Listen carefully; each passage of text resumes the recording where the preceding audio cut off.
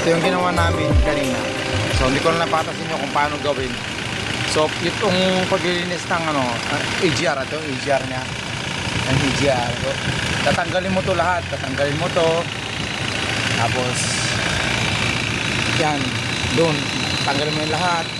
Tanggalin mo rin to para maluwag pagkatanggal. Kasi tinanggal din namin dito yung intake manifold nasa ilalim. So AGR muna.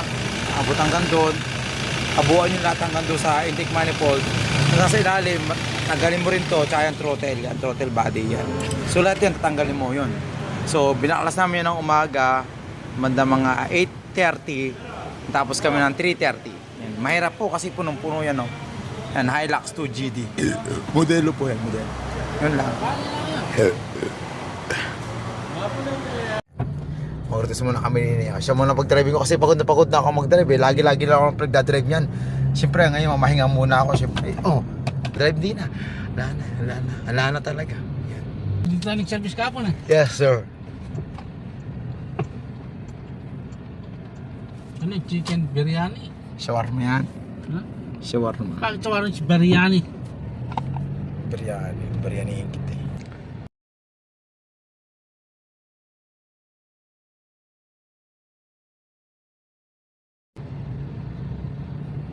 Mauling na Pasko. Ha? Anong panyabyanan nilita? Bakit kalangiwari yan? Mauling. Mauling na Pasko.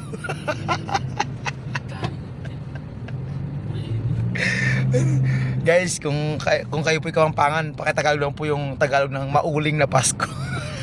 Makarbon na Pasko. Sobrang usok siguro na Pasko kaya makarbon na. Hindi, mauling na Pasko yan. Namang noos, pero uling lumapad. Mataas na ulo. Tanging ang mala. Bola yung ganito eh. Salang ko. Sabi ko. Maganda. Yan, niluto sa amin itong Hilux 2GD. Yung modelo. Pang modelo. 1KD. 2GD to! 2GD to. May to.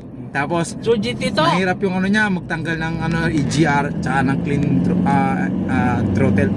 Throttle at tsaka ng intake manifold. Ang hirap pakahirap. Sige po masyado. Yan yung route. Okay na, route test. Sinumula namin ng umaga. Tapos yan, anong oras na yan, Busid? Alas 3. Alas 3. 3:30. Yan. Ito.